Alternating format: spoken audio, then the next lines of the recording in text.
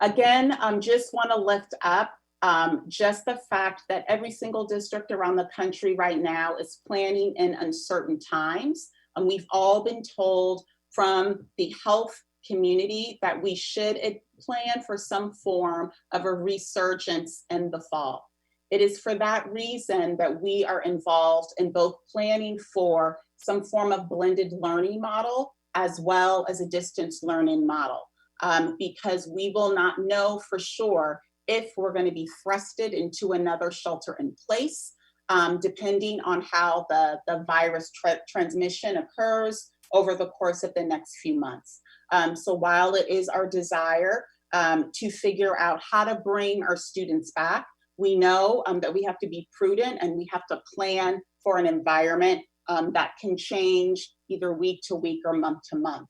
And so these slides just underscore the fact that, one, we will continue to work closely with our health community and the experts, and two, we're continuing to plan for a nimble and an environment that we anticipate will continue to change. Next slide, please. A reminder that we are planning and our models are really guided by 4 principles, one being science and using the most up-to-date information and guidance from our health experts. 2, safety. The safety of our students, staff, and community is paramount, and we are using that now to plan for the conditions we believe is going to be necessary should we be able to execute a blended learning model.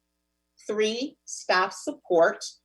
We know that we're going to need to be mindful of the supports needed for our students, whether we're talking about instructional supports or wellness and social emotional learning supports.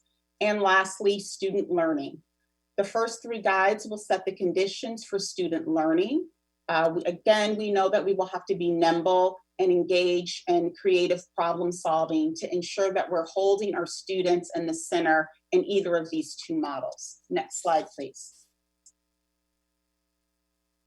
This slide just simply shows, again, the pieces on the bottom just name some of the pieces of an uncertainty, and the row at the top, the information that we do know. And so we're taking both into consideration as we're planning forward with 2 models.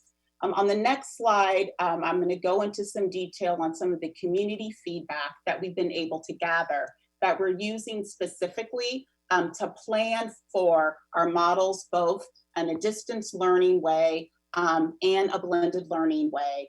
And I want to underscore that as we continue through the planning process, we know that we must do this in partnership with our labor partners. We're simply, for the public, trying to bring you into the complexity of the planning and the various dilemmas that our groups are having to deal with, and also what is coming up from our families and from various stakeholders who've participated in some of these engagements. So I spoke last time about a family survey that we distributed. It closed at the end of May. We were able to get over 4,000 families who participated in this survey. I want to offer deep appreciation to the Office of Equity, who really helped us focus on our most vulnerable families, really helped us work through and provided language support so that we would get a good reflection of the diversity and demographics of our district. And I just want to offer some of the preliminary themes that have come from the survey. Our teams are still analyzing the data, and so we'll continue to share in future updates. But one was just some feedback on what many families found to be the best practice in terms of distance learning.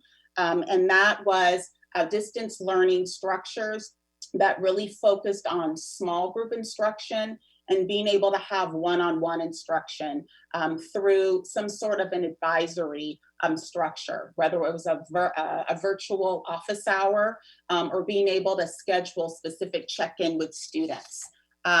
There was also the feedback that for teachers that were able to plan a week in advance, many parents found that very helpful to be able to get projects and assignments for the whole week so that parents could plan their weeks around those assignments and those due dates. Some areas of improvements that were lifted up from the survey were wanting to get more feedback on student progress, more direct and consistent teacher-parent communication on student progress, and fewer and more consistent use of technology platforms. I also want to note that there's an overall concern, as we all are, about the instructional loss, particularly the longer we're in a distance learning environment, and not necessarily a focus on standardized test scores, but wanting to hear more about the plan for assessing loss, and how we're going to monitor that, particularly if we are in and out of a virtual environment. Next, I want to focus on a tool that we've been trying out. It's called Thought Exchange. Again, we're trying to be as creative as possible, knowing that we aren't able to do a lot of engagement in person. And what this tool allows us to do is to have community members anonymously share thoughts and rate thoughts shared by others. Over 600 people contributed in this process and engaged and shared their comments on about 1,000 thoughts. So in reflecting about this past spring, from participants who participated in the thought exchange, there was about a split with a lean toward more positive feelings around how the distance learning experience went for many parents and students, and also a split with a positive lean toward wanting to return back to school in some form or fashion. So again, many parents expressing concerns around conditions being safe, and then another half expressing wanting to actually come back to the school with a bit of a lean towards wanting to ensure that we have plans that are going to allow students to be back in school. So again, we'll continue to share this feedback as we continue with our engagements leading up into the beginning of July.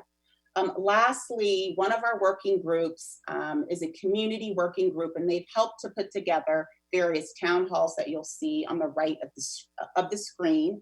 And we had about 300 people who participated. Some of the issues that came up in those virtual discussions, obviously, was safety, and safety for both students and staff, and people wanting to obviously understand and learn more about the proposals for the fall as soon as possible, which we are planning to share towards the second week of July. Next slide, please. I also want to note that we are in the process of collecting feedback from staff.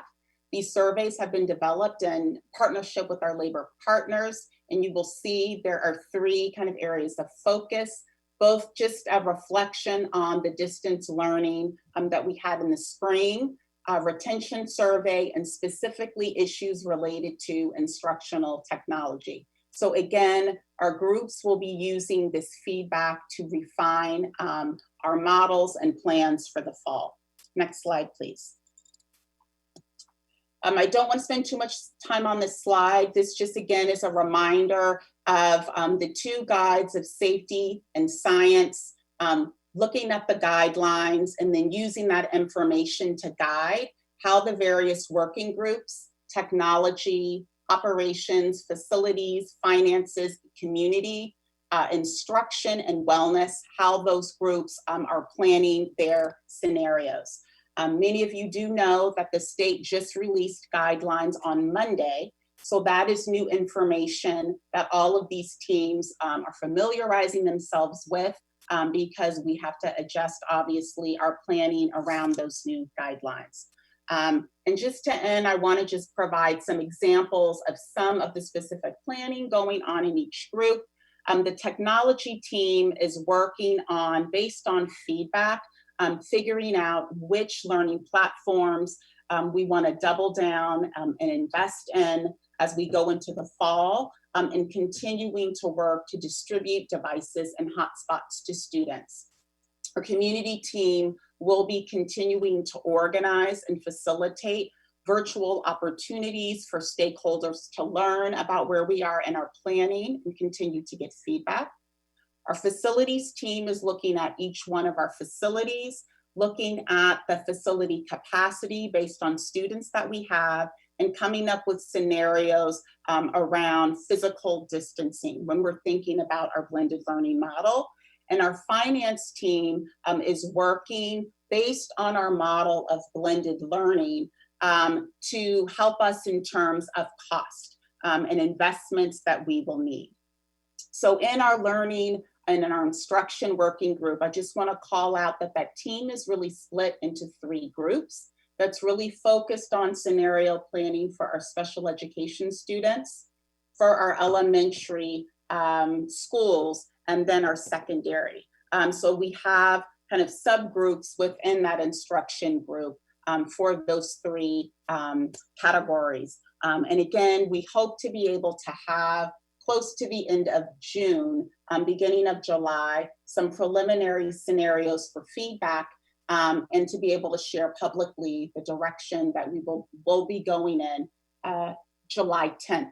And again, wanting to note that is bearing what we see in terms of the science and how that looks specifically in our county.